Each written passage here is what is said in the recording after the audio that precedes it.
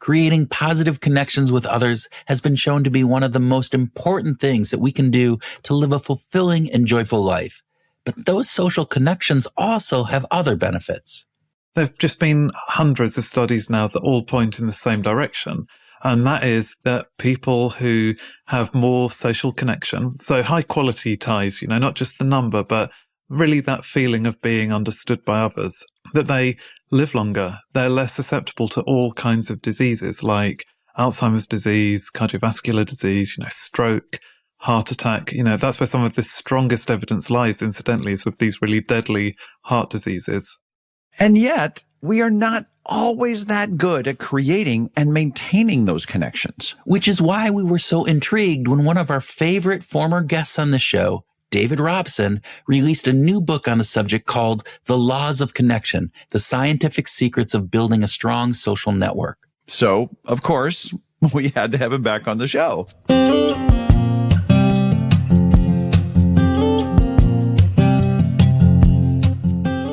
Welcome to Behavioral Grooves, the podcast that explores our human condition. I'm Kurt Nelson. And I'm Tim Houlihan. We talk with authors and researchers and other interesting people to uncover insights from behavioral science that will help us find our groove. And David is no different. He's a science communicator and a terrific writer who relies on great research to tell important stories about the human condition and what we can do to live happier, more fulfilling lives. We first met David in London at Abbey Road Studios back in October of 2022, and we recorded episode 327 with him about the expectation effect. Today's episode is one that reviews a lot of research about the challenges we face when it comes to making positive connections with others, as well as what we can do to change that. We talk with David about a number of important findings, including how we too often devalue compliments, how to build trust, as well as how to find ways to trust other people's feelings toward us, the idea of egocentrism, and how it complicates connecting with others. We also dive into the idea of building shared realities and effective communication strategies to help us build those connections. I was also very excited to talk about the Benjamin Franklin effect, which is all about the Benjamins, right, Tim? Maybe. Listeners are just going to have to check out our conversation with David to find out. I hope it's all about the Benjamins. I mean, we could use some of those Benjamins to support this podcast, Well, we do not do advertising, nor do we have any sponsors. We do have a Patreon site, though, that Groovers can contribute to if they find our podcast of value. Yeah, they could add some Benjamins, but we do have subscription off options starting as low as $2 a month, less than a cup of joe at Starbucks. So if you do find us of value, we would love your support, listeners. You can find the link on our website or in the show notes of this episode. Okay, with that, please sit back with your empty hand. Empty because that cup of joe from Starbucks will be used to contribute to our Patreon site and enjoy our conversation with David Robson.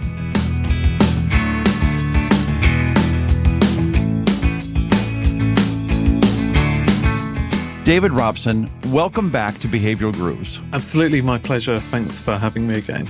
We would love to know, because we already had a little discussion about coffee and tea, we'd like to know a little bit more about some of your other drinking preferences. Would you prefer Coke, Pepsi, or something else? Something else? Probably just sparkling water, I think. Yeah, not a big fan of kind of soda in general. Yeah. Well, that's good. That's good to know. We won't be offering you, hey, here's a Coke for you next time when we come in. So, okay, I have to ask, which is a better location for a podcast, online or Abbey Road Studios? Well, that's a really difficult one, actually. But no, I mean, obviously Abbey Road Studios. Yeah, it's iconic. It was amazing fun.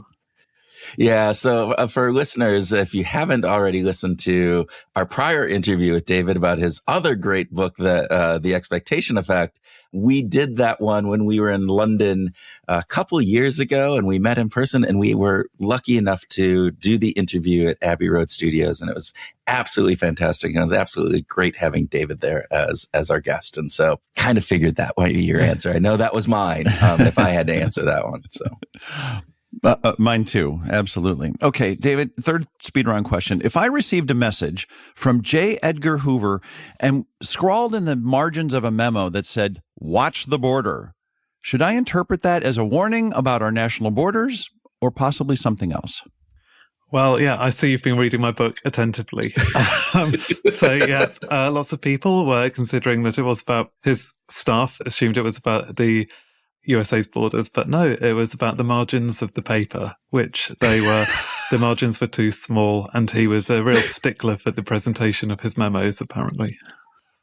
It's interesting, and I'm sure we'll get into that because it's really, I find it fascinating, the interpretation and again, the egocentrism that we have about how our communication is understood. And that's there.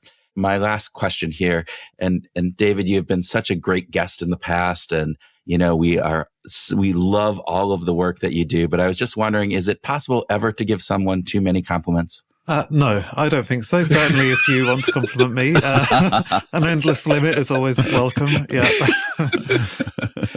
And again, all right. So that's the last of our speed round questions. And I know we'll get into talking about the book, but I want to dig into that one a little bit deeper because, and you mentioned this in the book, it's like we have this feeling that, or there's this ethos out there too, that compliments need to be sparse. They need to, you can't just keep giving compliments over compliments. They lose their power in different things. But what you found and kind of some of what the research is saying kind of points differently to that. Could you expand on that a little bit? Yeah, sure. So, I mean, like Samuel Johnson had this beautiful quote, which I'm probably going to slaughter, but he said that praise gets its value from its scarcity, like diamonds. So you really should be careful, according to Johnson, for how often you praise people, like really hold it back until someone really has done something special to deserve it.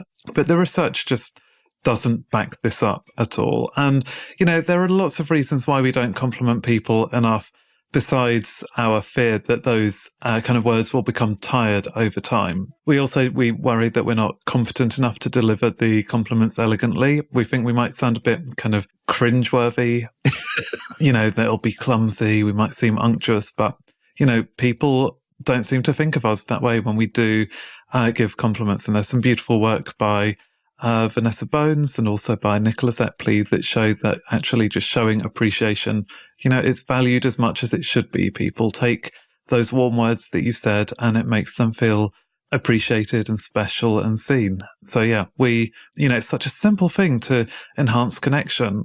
We're thinking good things about people all the time. We just have to actually say it and make it clear. I love that. I love that too. I think that it's so great. One of the things that I love about what you just said is that Samuel Johnson got it wrong.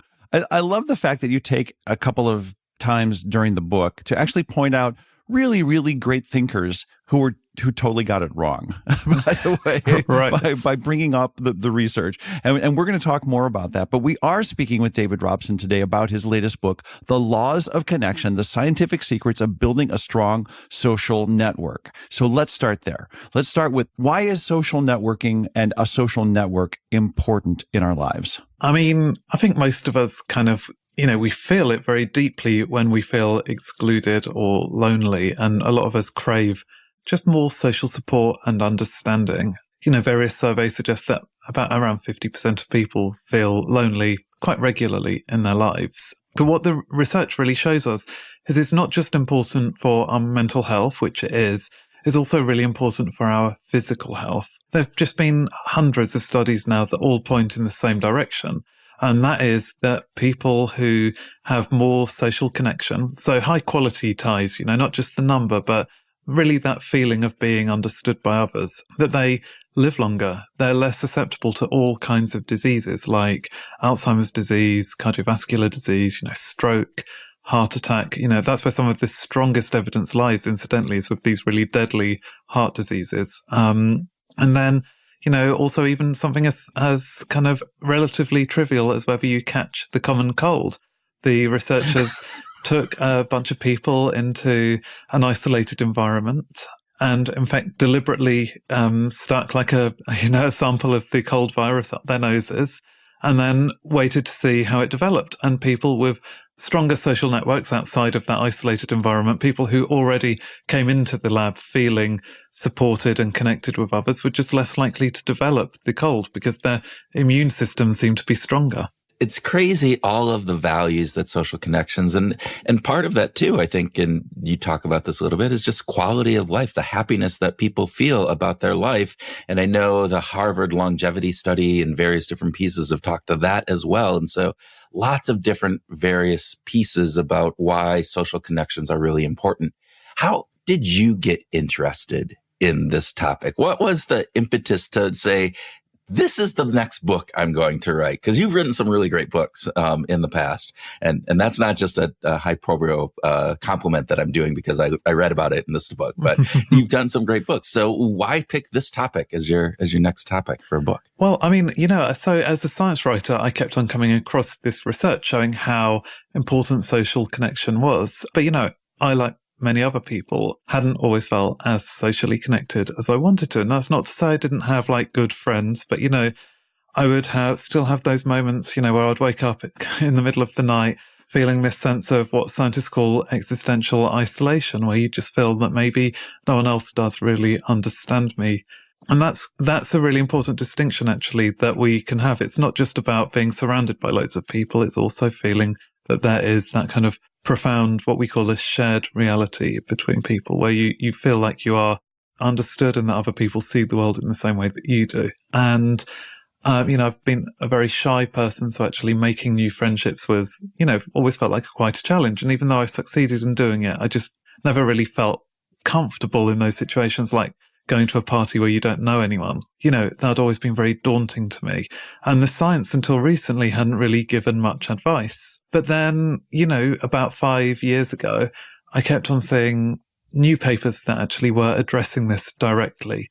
And they suggested that, a lot of the reasons why we have this kind of craving for connection that we're not meeting can be traced to some psychological barriers, these kind of cognitive biases that prevent us from acting in the way that would bring about that connection. And, what was so optimistic about that research for me was that often connecting to people is just much easier than we believe it's going to be. If we are just a little bit braver, if we're just a little bit readier to move out of our comfort zone, we'll find immediate rewards. Like, people are often just much nicer and much more willing to give us what we need than we expect them to be. And, once I came across this, it started changing the way I perceived my relationships, and I wanted to share that with other people.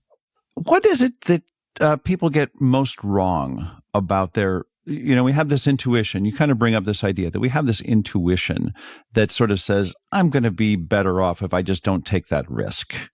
But what do you think that we most get wrong about the benefits of social connectivity? I mean, this is really common in so many different situations, but I think, if we trace it right back to, if we look just very specifically at those situations where you're meeting someone for the first time. So say you are at that party where you don't know anyone and you feel very anxious about going up to a stranger and introducing yourself. Now, the research shows we just have loads of negative assumptions about what's going to happen.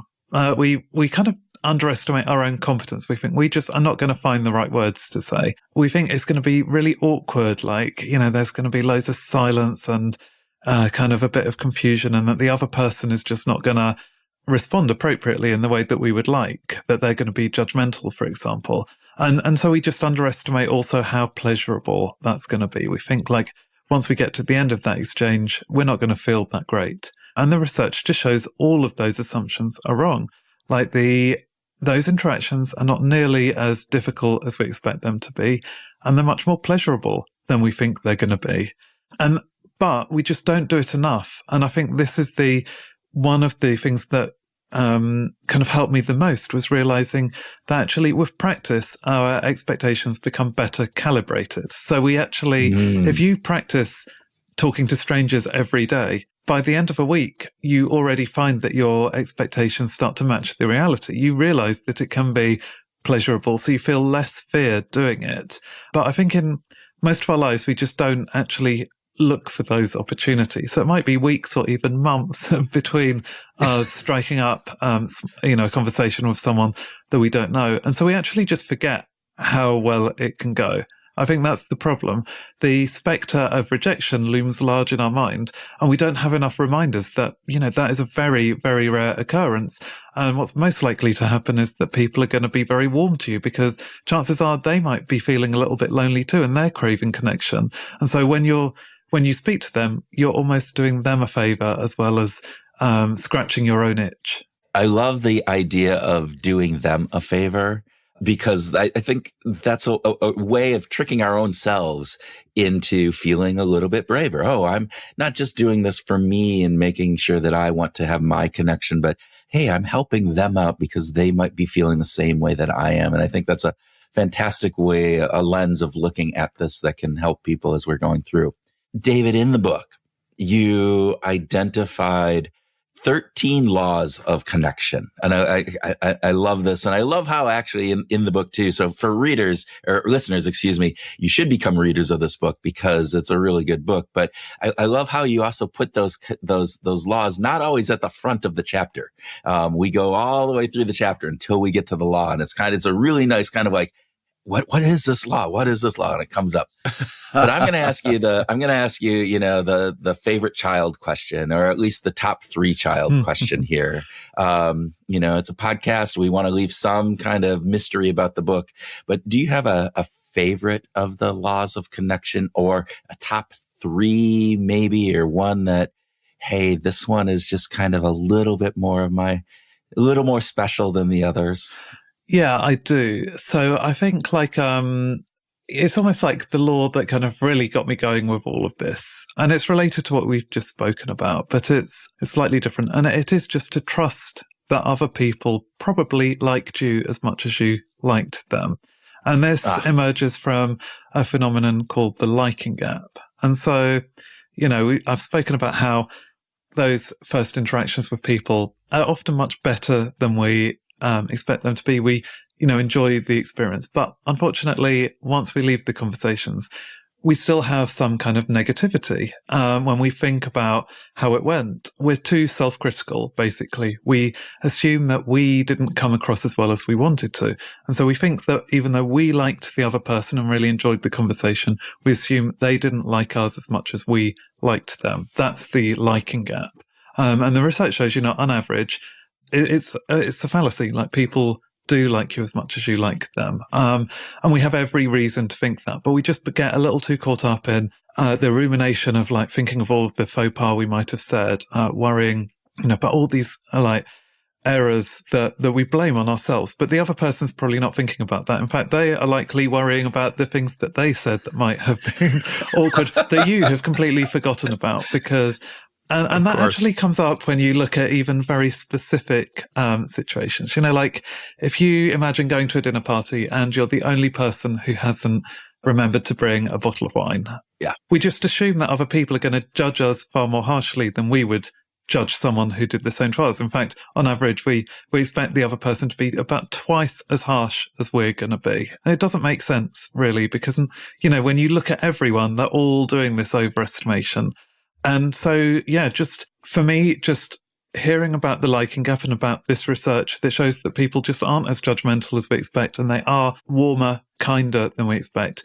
That just made connection so much easier for me, because I used to be the kind of person who would, really beat myself up after a social event, being plagued with all of these doubts about all the things that I thought I did wrong. And, it's quite liberating. It really allows you to treat yourself with self-compassion when you learn this. And that, I think, is really key then to building your stronger relationships, because those doubts erode the quality of the connection and they prevent you from doing those other behaviors that could build on that connection, like calling someone, sending an email, asking a colleague to collaborate. Yeah. I had a friend who used to say, he said, our feelings and the voices that we have in our head are really different. Listen to your feelings, but those voices inside your head, don't listen to them. Just right. Don't. And this is, I think, a great example of where our intuitive beliefs are just so incredibly wrong. And you demonstrate that this is a robust finding. So I want to just emphasize this, because it is such a common fallacy, right? That it is so common for us to feel that sense of no, I forgot the bottle of wine and everyone's going to judge me harshly. But the reality is the research is really robust on this. Is that correct?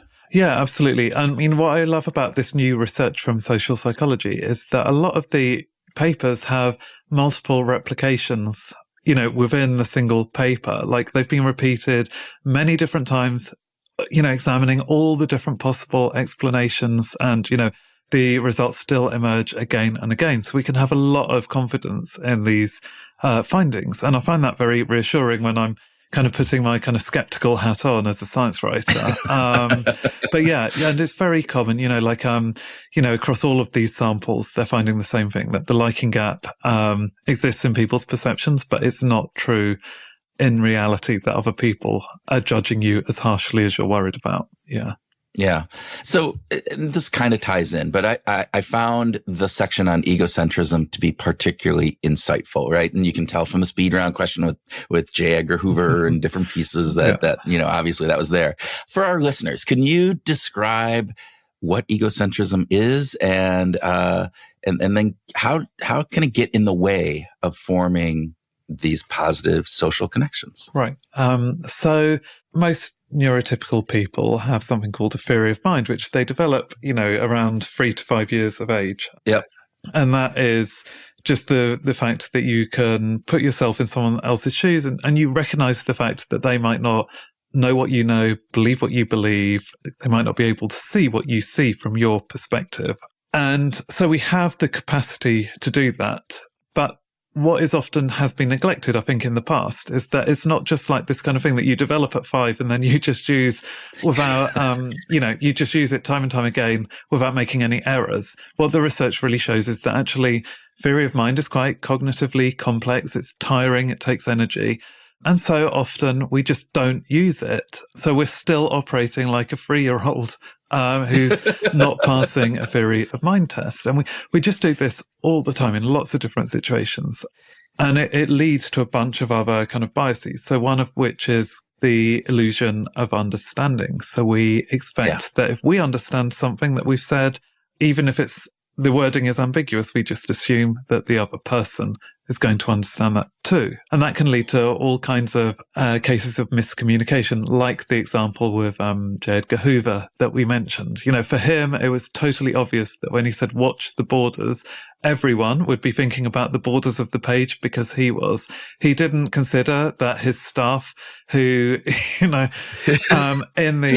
FBI, might actually be thinking about the international borders. And it, took days for them they were kind of scared to broach this with him because he had quite a short temper. So it took days for them to work out what he actually meant. And, that kind of thing is happening all the time. And it's because we're just thinking egocentrically. We're too anchored in what's going on in our own minds. And we're not putting in that effort to try to think how other people might be interpreting what we're saying.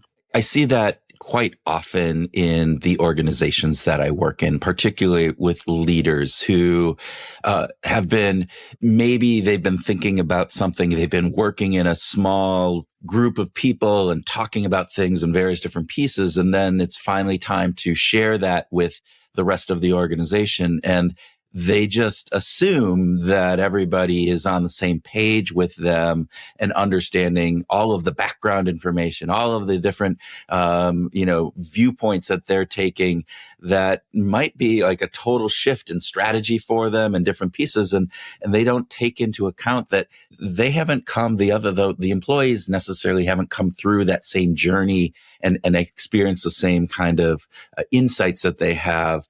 And so there's always this, always is probably overstating it, but there is often this misunderstanding. And exactly as you said, this, the shared view world, isn't there. And I find that really, really powerful. So. Yeah, no, I think it's, so fundamental to business whenever you're making a presentation, just to make sure that you're not taking anything for granted, any understanding for granted. And, it's always good to kind of gauge the knowledge of your audience. But yeah, also I think what we often overlook are the kind of emotional reasons, like why we feel excited about something. Yeah. And that is very important. That's a related bias called the illusion of transparency. And we just assume that our emotions are more visible than they really are because we're feeling in our heads like excited or scared or anxious or, all of these things, we kind of just assume that other people can read that. But actually, they're often masked, like our faces just aren't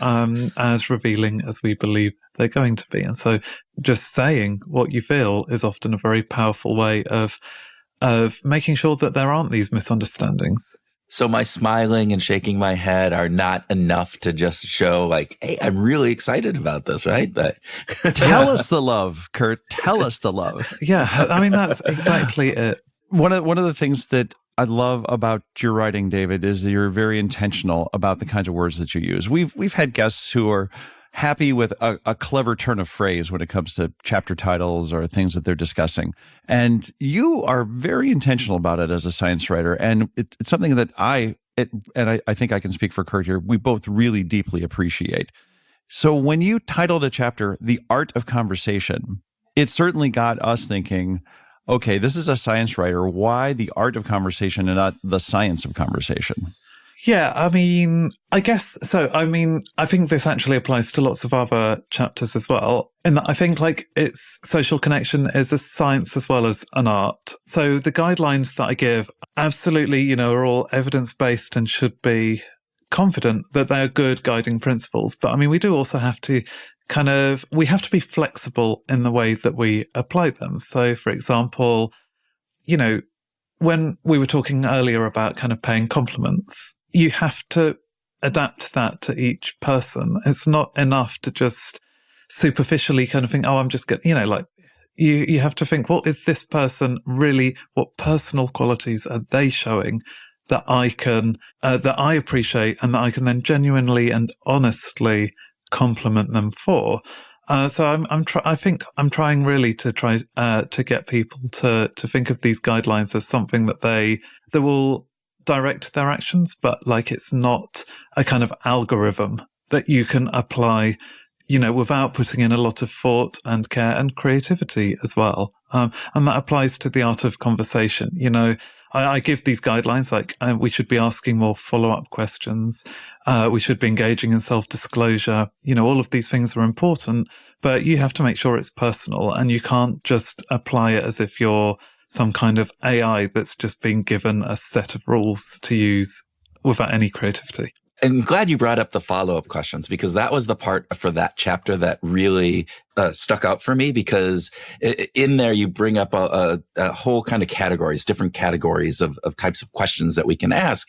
And follow-up I always knew were important in a conversation, like checking in with something, like following up on that question that somebody did. And I think partly because of the podcast, this is, one of the things that Tim and I focus in on, listening and then saying, can you clarify that? Help me understand this. And, in this situation, does it work here and there? But I also found it was really interesting because you had mirror questions, which I always thought were really kind of important, kind of like, oh, you like this? Well, I like that, kind of different things, but it didn't have the same power.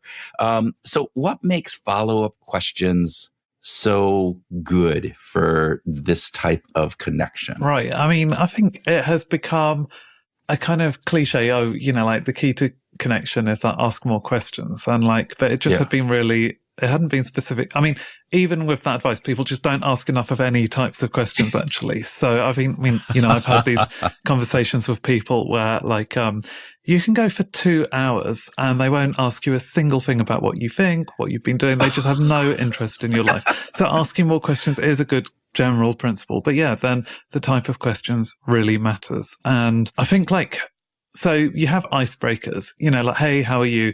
Well, you're not really putting in much effort there. And it's, it's almost more like a greeting than actually showing any interest in the other person. I think also that's the problem with the mirror questions is it just looks like you're kind of just engaging in politeness. You should ask, but it's not necessarily showing that you actually care.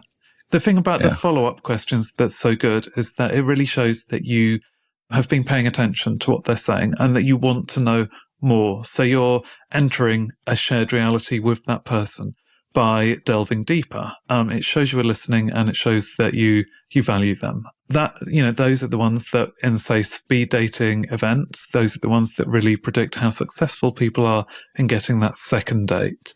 Shared reality is an important part of your thesis here. And I just want to think about sort of this very polarized political time that we're in. Of course, in the United States, we're heading into it. This is an election year. We're heading into an election. How are there some thoughts that you have about actually building a shared reality with people? Are there some tips you could give to groovers that might have to do with what can we do to actually help create that shared reality? Yeah, sure. And this kind of comes again, I think, to revealing a little bit more about ourselves really helps to create that shared reality. So kind of just to give a kind of a proper definition of shared reality, it's this sense that other people are viewing the world in the same way as you, experiencing events in the same way as you.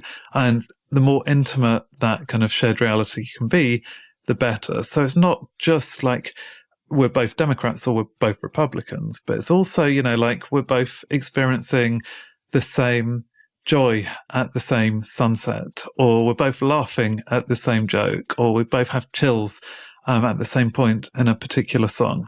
And actually, some of the research shows that, those intimate forms of shared reality can be more important than those kind of basic similarities in belief. So you could have a Democrat and a Republican who, if they find like a particular joke especially funny in a way that kind of shows that they're processing the world in the same way, that overrides the kind of other differences of opinion that they might have, and will actually mean that they're more likely to form that sense of connection. It can, make up for their political differences.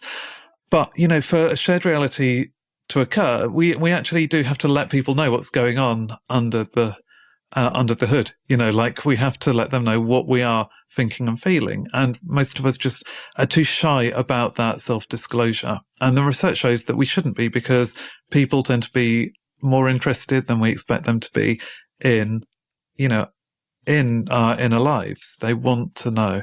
And that research comes from this setup called the Fast Friends procedure, where Arthur Aaron, who's this iconic psychologist who'd studied kind of, love in all its different forms, he just found that getting pairs of participants together and giving them 36 questions that encourage increased self-disclosure.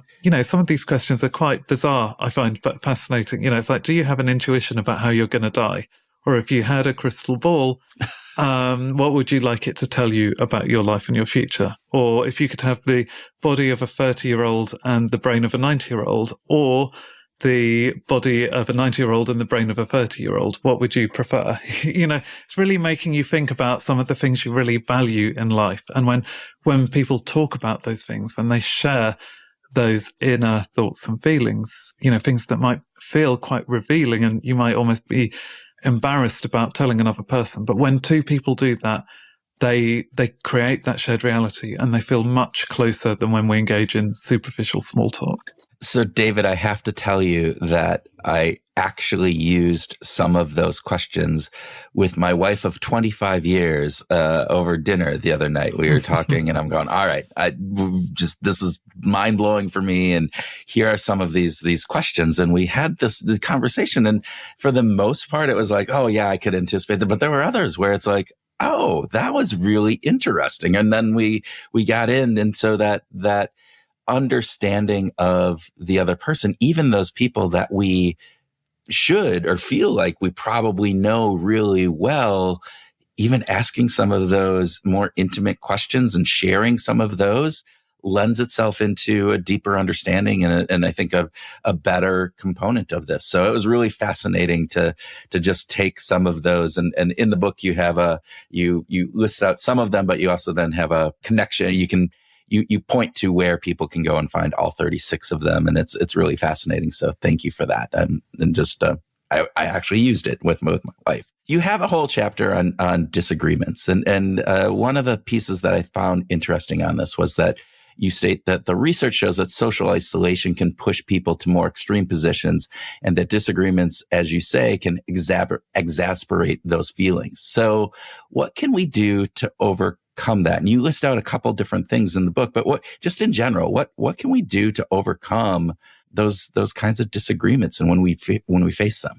Yeah, it's, a real danger that I think, is partly is what's causing kind of the increased polarization we see around us, is that actually the way we argue is often so destructive. It's actually just pushing people further away. So, it's my favorite chapter in the book, is because I think it's of, real importance, like you say, in an election year, especially. But, just to, like, the very basic thing that is forgotten is like, the importance of civility. And this is called the Montague principle, named after Lady Mary Wortley Montague, a British aristocrat who said, civility buys everything and costs nothing. And we forget that in our political disputes. I think we want to kind of show our passion. Maybe there's an element of virtue signaling there. And so often we can get quite nasty, even if we're not like personally abusive. I think the tone can be very insulting. And it's really counterproductive. That's what all of these studies show, is that you're never going to persuade someone by making them feel bad about themselves. And yet we still do it. You see it on all sides of these debates. So just keeping civil for one thing. And then we go back to the idea of shared reality and curiosity, just showing curiosity and interest in the other person's point of view. So rather than just like immediately jumping to assumptions about what you think they're going to believe based on one thing that they've said, just asking them to expand on what they've said and the reasons why they've said it, and look for the nuances in what they've said. And when you do that and you show that you actually care about them as a person and that you want to create that mutual understanding, the defenses go down and people are more humble about their opinions then. So they're actually more likely to admit for themselves the potential holes in their arguments or the merits of your arguments. We don't do that enough, but it's just such a simple way of having a more constructive argument and ultimately reaching some point where they move potentially towards your point of view. And if you show the same humility, you might move a bit closer to their point of view as well. So it preserves the friendship. But if you're looking for persuasion, it's actually also one of the best techniques to actually change opinion. Yeah, we've had other guests on who have talked about that curiosity aspect and just in changing minds and different things, and lots of those. One that Tim and I constantly come back to is Kwame Christian, who just he put it this way. He talked about compassionate curiosity, and it's just that those two kind of put together, kind of, I think, bring that Montague principle with this curiosity together into this component of saying, let's have some curiosity, but let's be compassionate, or at least, civil about this. And you're doing it not just to ask a question, but you're really curious about what is going on. And there's some compassion behind, like, I want to understand why you are so wrong about what you think, is basically how I say that. But, you also bring up a component about Tucholsky's principle, which I thought was really, again, this idea that, the death of one is a tragedy. I'm going to miss this quote. Death of one is a tragedy. A death of millions is a statistic. But can you expand on that for our listeners a little bit? Yeah, sure. So that quote is often attributed to Stalin, but it first came from this guy Tucholsky, who was a satirist in the 1930s in Germany. And, so that has become a bit of a cliche, but again, we have misplaced intuition. So even though you might hear that said, people don't apply it in their own lives. They think it's much more convincing to give kind of facts and figures rather than talking about personal experience. So your own experience and also experiences potentially of people that who you care about. It's been tested in lots of different situations. So, in like big campaigns in the US, around different elections. I think one was for senators or for members of Congress. But, when they were talking about issues like trans rights or the rights of immigrants, it just proved to be much more successful at persuading people if you did include these personal experiences. And I think, again, it comes to this idea that like it brings out the emotion, but in a way that it's not all about the anger or the, it's maybe part of it is showing your passion, but I think it's also just letting people recognize the kind of lived experience that you're going through. And by revealing that, which is an act of courage, the other person can respect that as being courageous. And it also just helps them to understand better kind of why you care in the way that you say you do, it creates, even just momentarily, that shared reality that brings you closer together as people and makes them more willing to consider your point of view. Yeah. And I go back to my work in organizations. Once again, this is probably one of the biggest missed opportunities that I see leaders doing. They will put up statistics, right and we have 32% increase. We do, a 12% decrease in this. And we're talking about this market and that market. But by just sharing some stories about individuals themselves or their customer, something, they're missing a big opportunity as I see in being able to rally everybody and to convince people if they need to convince them, but even just kind of creating that shared reality around what we're trying to do and why we're trying to do it, I think is really important. So. Right. Yeah, I totally agree. And it doesn't mean that you can't also use the kind of more rational, logical arguments as well, but the combination is what we need. And at the moment, most of us are just ignoring one essential part of this. There's a sort of a personal plea here, David. I know that Kurt is kind of sitting on some negative feedback for me, and I'm just pretty certain that he's just got some negative feedback for me. So I'm wondering if you would have any tips to Kurt in terms of how he delivers that negative feedback, so that it's received well on my end. Sure. Well, I mean, first of all, Kurt, I think just expressing honest, true feedback is super important. Yeah. And that's something that the research again shows that people don't do enough. They kind of rely on those white lies, to soften, sugarcoat the truth. And people, they don't want to actually hear that. As soon as it becomes apparent that you haven't been completely honest, it can feel very insulting to someone. And, honesty is kind of the basis for this shared reality that I'm talking about. So you just being more truthful is an excellent way of creating greater connection, even if that does sometimes mean that you're going to say things that are unwanted in the moment, that are not good news. And so giving bad feedback is just an inevitable part of any relationship, especially in the workplace. But obviously the way that you do that is super important. Now, one strategy that hasn't worked very well when it's been tested is the shit sandwich is the way that I've always been told to call it, but like the feedback sandwich. So you offer a bit of praise, give the negative feedback, offer some more praise at the end. But no one's really fooled by that. The negative feedback, I think, devalues the praise, even if it is genuine. Yeah. It just, it feels quite paternalistic as well. So I wouldn't necessarily advocate doing that. Instead, I think you can just make sure that you're tactful and that you make sure that your criticisms are as precise as possible. So no overgeneralized statements. That's, not going to be of any practical use. So make sure that all of the action points that you say, are constructive and can be used for growth. I think that's what people are really looking for. And that's what they appreciate in this negative feedback is it can hurt to hear that you have done something wrong. But it's much better to know that there's always the possibility of improvement in the future. And finally, you can offer to your own resources to help them achieve that growth. And that's something that we maybe don't do enough as well. So just saying if you want to talk about this more, I'm free for a coffee to kind of go through it in more detail. If you've critiqued someone's report or article, you can ask them if they'd like you to see another draft to provide more feedback to check that they're, going about it in the right way. You can point them to other resources they can use. But yeah, just making sure that the bad news is a point of potential growth rather than just being kind of something hurtful that is not really going to be of any practical use. Yeah. Well, Tim, 8 years of little white lies I'll have to overcome in some direct kind of conversation that we have off air, of course, as we go through this. No, there's no criticism on there. David, I am just really excited for people to read this book and just a number of different pieces of it. One of the pieces, and I'm sure Tim is aching to get to some music questions here, but the Benjamin Franklin effect.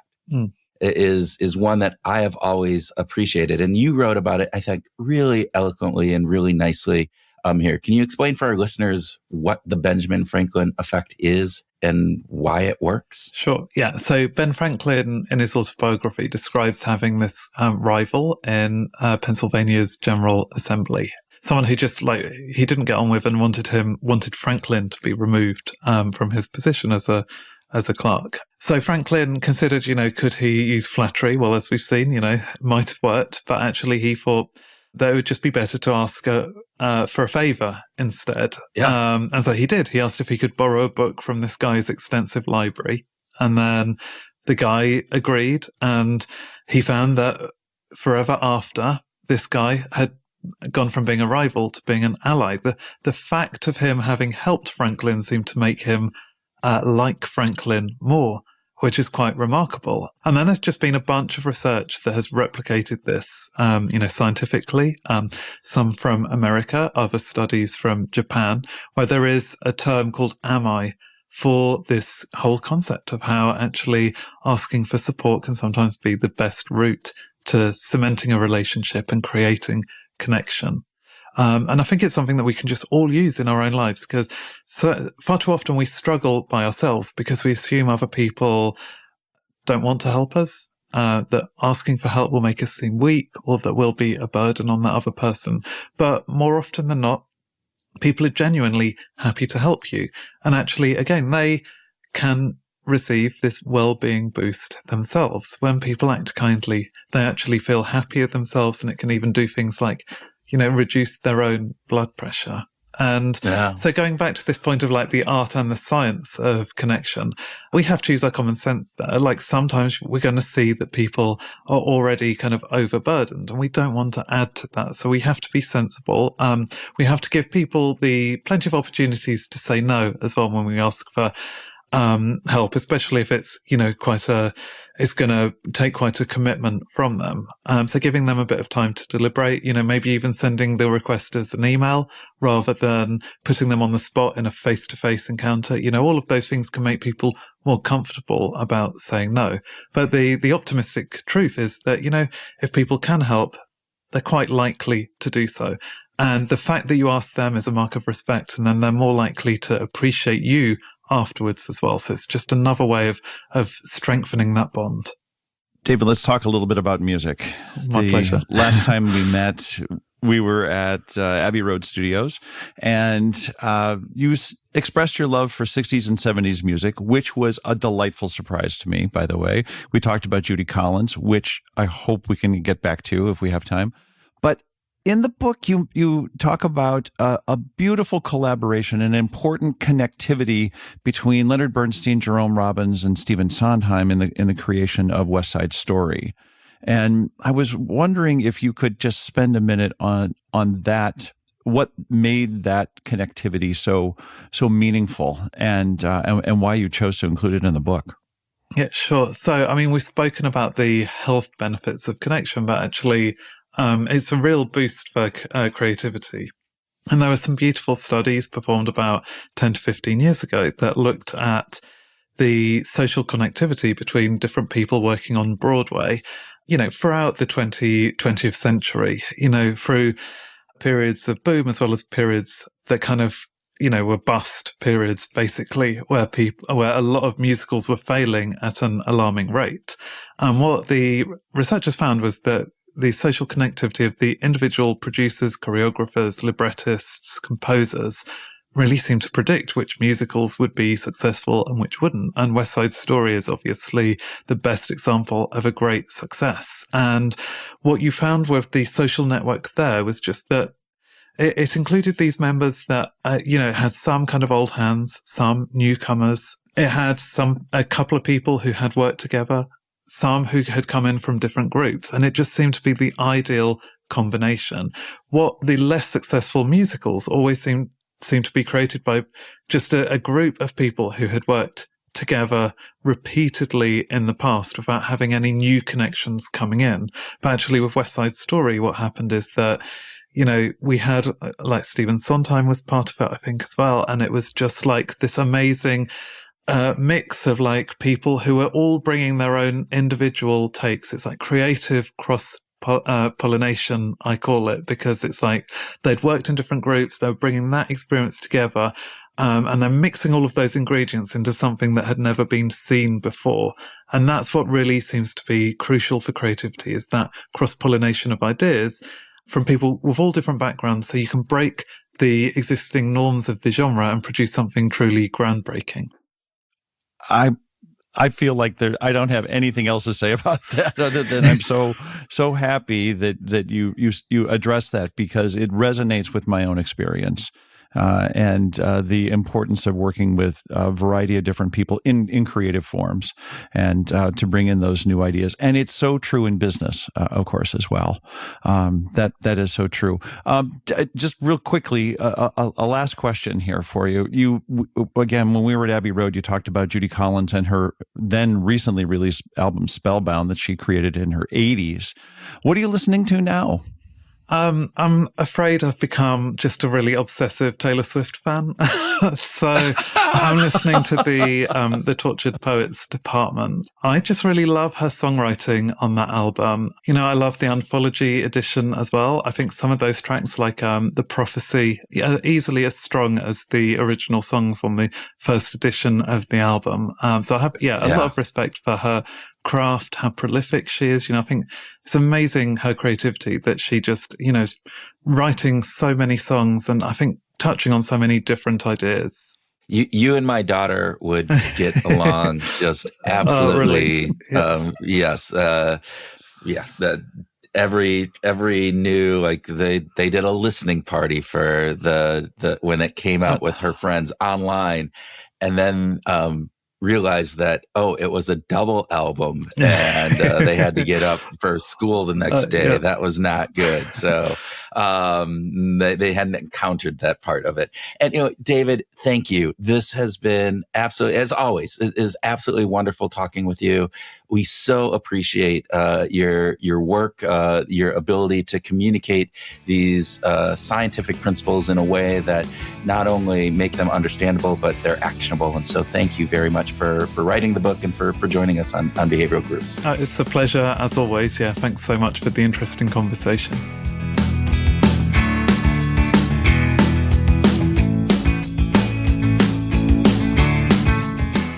Welcome to our grooving session, where Tim and I share ideas on what we learned from our discussion with David, have a free-flowing conversation, and groove on whatever else comes into our weekly connected brains. Yeah, we have a lot of opportunity there, don't we, on building our weak connections? Well, we have an opportunity to just increase and expand and deepen the connections that we have. Yeah. We are, in general, as a human species, probably not as good as we should be, given all of the research that David points out, because we know that connection, those weak ones as well as those deep ones, help us live a better life. Well, I think that this is a great tee up. That's a great comment that tees up the idea that connections are vital to our well-being. Absolutely central, foundational. Really, the stuff that we humans are made of are connectivity. It's our connective tissue. And I think that David brings up a lot of great research in the book, and especially from the medical field. There's a lot of new stuff in there. Oh, It's a great read. Yeah, you know? I love it. And one of the things, and David brings this up in the book, and I don't think we really talked a lot about it, but it was the Harvard study of adult development, the longest running scientific study of adult life ever conducted, folks, ever. It started in 1938, started with 724 men split between Harvard grads and Boston juvenile delinquents. Ooh, isn't that interesting? And there's another kind of interesting factoid. The W.T. Grant Foundation was the original funder of this. W.T. Grant was a retailer in the United States, sort of like a five and dime kind of a mercantile type store from the turn of the century. And their foundation was the original funder of it and got it going for dozens of years. They kept going for dozens of years with this particular project. And then obviously it has continued to go on.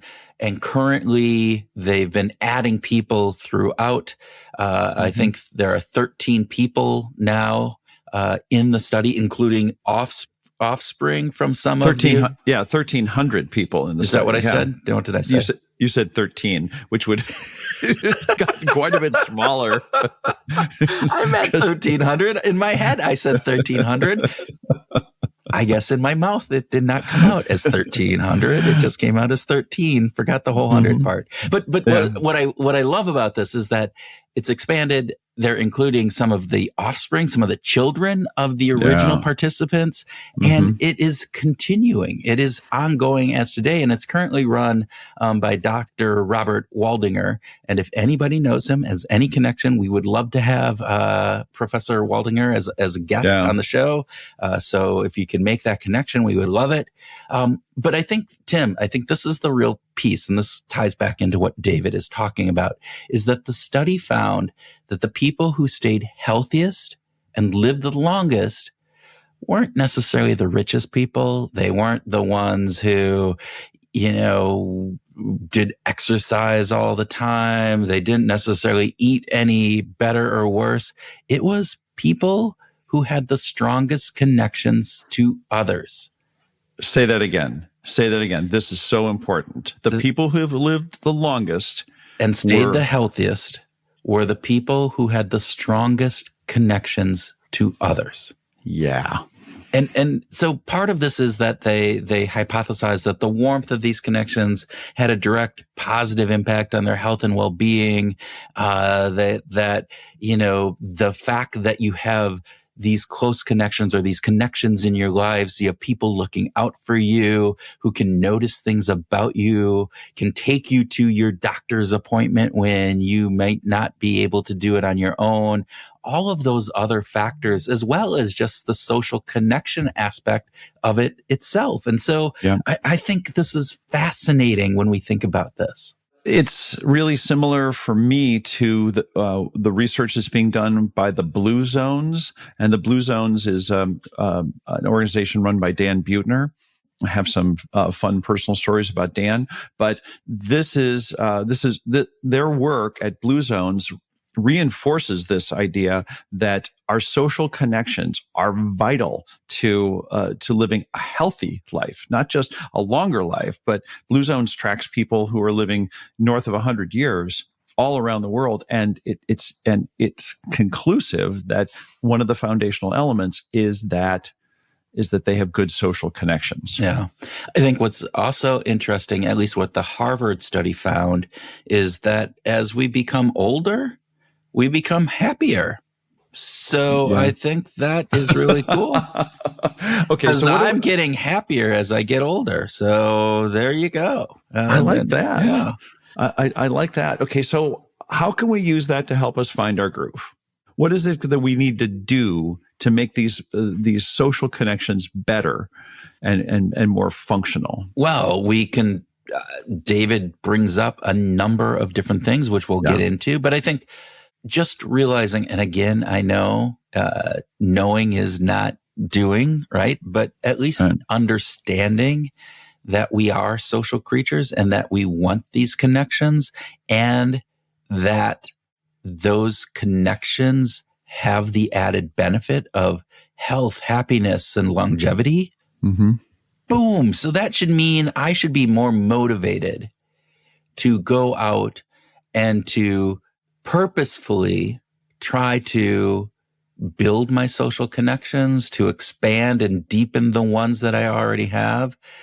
I should, instead of watching the next episode of The House of Dragons, I should probably invite somebody out to go grab a drink or go watch a Twins game or do something, as opposed to just sitting in my house and doom scrolling on my phone. Well, we could also use some behavioral science tricks like time blocking in your calendar to say, at 5 o'clock on Thursday afternoon, I'm going to go to where people are. I'm going to go to a park. I'm going to go to a bar or a restaurant, or I'm going to hit the hiking trails or a gym or some kind of community space. I'm going to time block something and say, I'm just going to go and do this because this is going to be in my schedule. It's on my diary, in my calendar. And that's going to be my commitment to go and do this. Because in my current state of my cool state, I don't have to worry about it. And so I'm going to go ahead and just schedule some time for me to go and build up my social connections. Well, and using that time block thing, set up meetings or with a colleague for a coffee break. Reach out to somebody to do a informational interview with them. Yeah. Find out, strangers that you admire. Some people, you might get refused, granted, but you might also get a chance to just say, hey, spend 30 minutes on a Zoom call with me and talk about your work. I'd love to find out more about how you do that in different pieces. Or somebody in your organization that you don't necessarily talk to. Not only does that help in building the connections, it can help in your job as you move forward. So, yeah, don't underestimate our human instinct to just have a conversation too. Which brings me to the second part of what I wanted to talk about is that we often make wrong assumptions about connections. And one of the big pieces that wrong assumptions is that we have this idea of difficulty of meeting new people and striking up conversation. That's scary for us, and that it won't be pleasurable, and that we are going to mess it up and somebody else is going to go, wow, that's a weird person. And yet we know from Nick Epley's work that talking to strangers is actually a net positive. Right. Almost all of the time. So I could just come up to you and say, wow, that's a beautiful rhinestone tiara you're wearing there, Kurt. For all of the listeners who can't see me, I am wearing a beautiful rhinestone tiara. And yes, you could. And I would be very happy to talk about why I'm wearing this rhinestone tiara. But your point is well taken, that we have this myth, we have this self-consciousness that says, well, I'm not that kind of person. This is too difficult for me. I don't just talk to people on the street, or I don't reach out to friends. They reach out to me. Well, you're gonna find a happier life by making those, by reaching out. We saw it. We even heard about this in Regret. Yes. When we talked to Dan Pink, and he tells this fantastic story about people who, two women who were close friends, roommates in college, and then something happens, and he interviews the one who says, I thought about that friend of mine all these years and felt like it was such a terrible rift that we had, and I never reached out. And then Dan just said, but how would she feel? Like maybe this friend of yours might actually like to hear from you. And she did. She makes the connection, and it's peace and happiness and paradise, like on the other side. Like they had a fantastic reconnection. They did. And I think that story is wonderful to say, take that risk and do it. I'm going to go back to the episode we had when we interviewed Nick Epley and about talking with strangers on the train and different things. And I'm going to quote from that podcast. He said, and I quote, "A lot of our happiness and well-being in life comes from the quality of our connections with other people, both weak ties, strangers and acquaintances, as well as deep ties, family, close friends and spouses." Again, a lot of our happiness and well-being in life come from the quality of our connections with other people, weak and strong. And so reach out to that old college roommate, send them a text, do talk to the people in line at Starbucks or Caribou, or in the waiting line as you're ready to board the airplane, or the person sitting next to you on that airplane, or on the train as you're going into commute, or make a happy hour connection with people at work. I don't know, do something. To just put a pin in this idea of making connections, I just want to reference a 1972 television ad for Alka-Seltzer. And the theme, I know this is strange. Look it up. Check this out, you guys. Look, 1972 TV ad for Alka-Seltzer. And the message was, try it, you'll like it. And that's the message I want to give. I thought that was Life it. cereal. I thought, hey, Mikey likes it. That was Mikey likes it. Oh, give it to Mikey. No, this is different. This is try it, you'll like it. Yeah. So just real quick, I want to touch on a couple other things that David brings up, both in the book and in our interview. This idea of false assumptions that we have about connections. One is that we feel that others don't like us, but they do. There is this liking gap, but we're pessimistic about how other people perceive us, not only about liking us, but about our intelligence and others. And that is false. The research points to the idea that is false, right? Absolutely. Yeah. Okay. So, I also, just from a creativity perspective, I really loved how he brought West Side Story into the whole discussion, and this idea of bringing these three incredibly powerfully creative, but very different and diverse men to write and create West Side Story. So if you're in a creative role, if your job is to be creative, think about engaging someone who will share the same dream as you, but come from a different perspective, who could share in your goals to connect on something and connect with them to create something new and vital and different for the world. Great. And then not the last piece, but what's it? Penultimate? What's the word? Penultimate component. Yeah. Yes. The one before the last, right? Okay. Yeah. Yes. Is this idea? So we talked about this a little bit about how do we take this to find your groove? Well, it's about improving connections. And David brings up a lot of really great work on how to improve those connections. And again, as we think about this from finding your groove, going out there and taking life by the horns and just making it the best that you can. One of the things that I found really fascinating in our conversation, as well as in the book, is this focus on building a shared reality with the other person. That small talk, while wonderful, is not enough.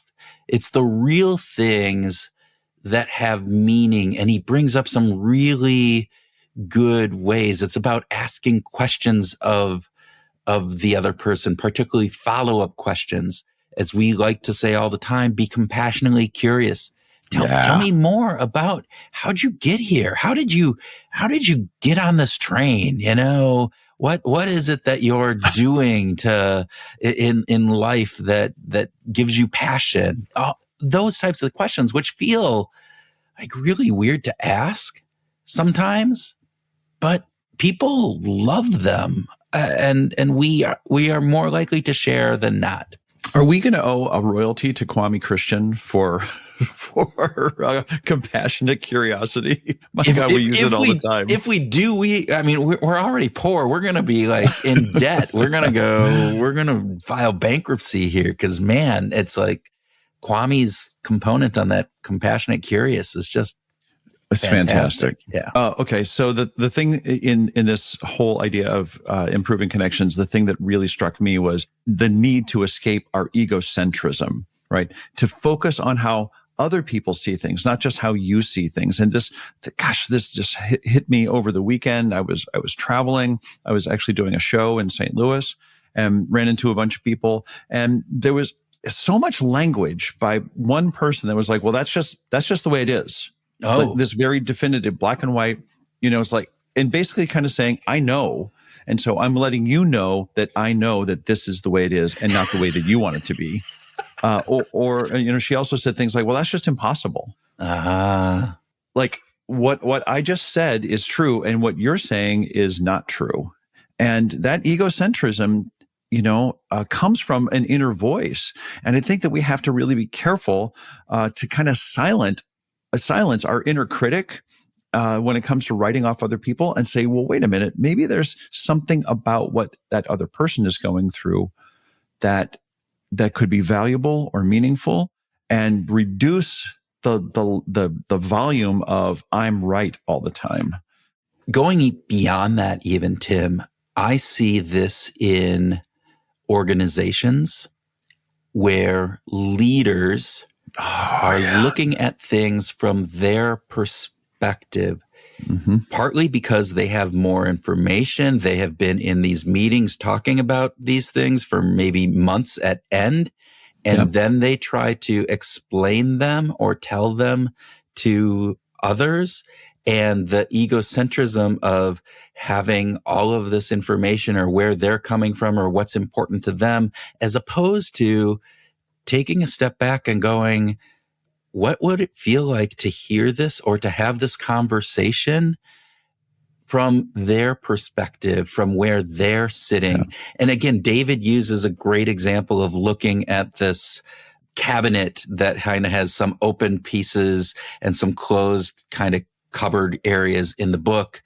A great visual in the book, by the way. And if I'm looking at one side and trying to describe to somebody what I'm seeing versus somebody looking at it at the other side, we have a really hard time to put ourselves and reverse it and look at it from the other way.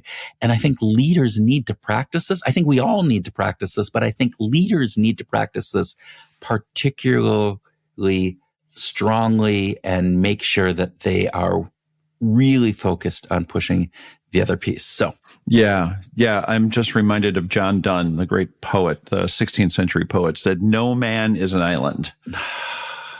Right? I mean, corporations don't exist on one person; they exist on teams. So go there. Yeah. I would also like to say it's really important, especially for leaders, to express gratitude, express appreciation. Right? Yes.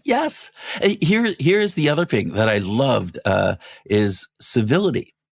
The Montague principle. Lady Mary Wortley Montague, a British aristocrat who said, "Civility buys everything and costs nothing." And she said that in the early 1700s. So, but that was something that David brought up. And I thought that was really, really interesting because again, it is so much that we can express disapproval, but do it in a civil manner, because that maintains the relationship. It maintains the connection. It can even enhance the connection as opposed to being rude and uncivil in that situation. And that will help you find your groove. You will find a greater degree of happiness in your own life by increasing civility with the other people in the world around you. Okay. All right. The last piece, and I know we're going in on this. What is the last piece? You're never in the last piece. All right. Benjamin Franklin effect. Oh, yes. Asking a favor. I love this. This is such a cool way to build a relationship. And it's not what we would expect. We always think, I need to do something for them and then they will reciprocate and all this other kind of pieces. But no, actually, this idea of asking somebody else to do a favor for you then builds that connection. Yeah. And now don't ask for, give me 500 Benjamins, right? Although we might ask that of our listeners. But no, this idea of asking a small favor. Can you help me with this? Can you provide me with some information that I don't have, or it's hard for me to get and easier for you to do? Benjamin Franklin talking about, borrowing the book. Can you borrow something from somebody? Your neighbors. Go out and how many people have met their neighbors? Well, borrow that, lawnmower or a cup of sugar, a cup of damn sugar, right? Yeah. I'm making something and I need this to complete my recipe. And do you have a cup of sugar or a cup of flour or something? That's just fantastic. I thought Robert Cialdini actually created the Benjamin Franklin effect. Creating it? I guess that couldn't have happened. I think he might have named it that. He might have done that, right? And there are studies from Japan, which I thought were really interesting too, where there's this term called me, which is this whole concept of how actually asking for support can sometimes be the best route to cementing a relationship and creating connection. Yeah. Let's practice me. Yeah, so culturally, it makes more sense in Japan. I feel like that's something that the West needs to do a better job of adopting. Borrow a pen, borrow a shovel, borrow some sugar. There you go. Yeah. All right. Okay. Now comes to the last. Ultimate. Yes. Is this the ultimate? Yeah, the zenith. ultimate, the zenith, the Piece de crescendo. resistance. Yes. Oh, La France. I can't do that. Okay. So we are going to try something new. We are going to, because we're going to take our own advice. Yes. And we are going to implement this idea that, hey, strong connections and weak connections help us live a happier, healthier, longer, more fulfilling life and help us get into the groove, right? So with that, we are going to hold a happy groove hour coming up on September 26, 2024. And we are inviting all of you listeners to join in. And we will have 2 of these because Tim, why? 55% of our listeners are outside the United States. So we don't want to exclude anybody. Now, we're only doing 2, so we're going to exclude somebody because that's not, the hours of the day don't necessarily work out for everybody. But we're going to do it September 26, 2024. We're going to hold our first one at noon Eastern time, U.S. calendar. So at 12 Eastern.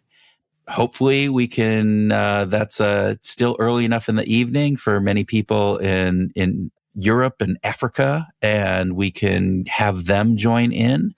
And then that same day, we are going to hold a second happy groove hour to at 7 p.m. Eastern time. And again, hopefully people from North and South America can join in. And if you're in Australia, you can get up really early and join in. I don't know, maybe. So September 26th, 2024, that's a Thursday. Yeah. So it's not the end of the week, but it's a good happy hour day. It is. And great happy hour day. And it's just going to be for an hour. And we just love to just get together and chat. We're going to have some conversation. We're going to have our own grooving session with everybody. And hopefully we will have opportunity to get to meet you, have you meet each other. We'll get to talk about fun things, and we'll have some, not just small talk, Tim. We're going to talk some shared reality components that we're going to get in there, and we're going to have some fun conversations. So, all right. And we'll have more information coming out and in the different upcoming episodes, and we'll have links and all sorts of fun stuff. So look for those links coming out. All right. Think that wraps it up? Do you think that probably is what we need? Yeah. Even though we could go on for more, because I can go on and on and on and on. You know that. You've always got more ad lib in you. Yes, you do. Okay. I want to express a big thank you to David for writing the book and bringing all this great science to the world. It's as well as just joining us again. It's always fun to see him and talk to him. And I know that it wasn't as cool as meeting at Abbey Road Studios, but it was still really fun to get together with him and have this conversation. Yeah. And I agree 100%. And actually, David is such a great writer. He has a column now in New Scientist. If you don't subscribe to that, do that and write that it was because of David's column. Buy this book. It is fantastically really good. Written. I love his writing style. It brings the science, it integrates the science in a way that just makes it really approachable. I think it's going to be on my top 10 list for this year for sure. As we move forward. And as always, if you enjoyed this episode or any of our other shows, please share the love, leave a review on Apple or Spotify, share this episode, link with a friend, or even give up a cup of coffee each month and support us on Patreon. That would be okay. That would be okay. With that, Groovers, we encourage you to go out, talk to a stranger, make a deeper connection with someone you love, with a friend, with an acquaintance, and use those this week to help you find your groove.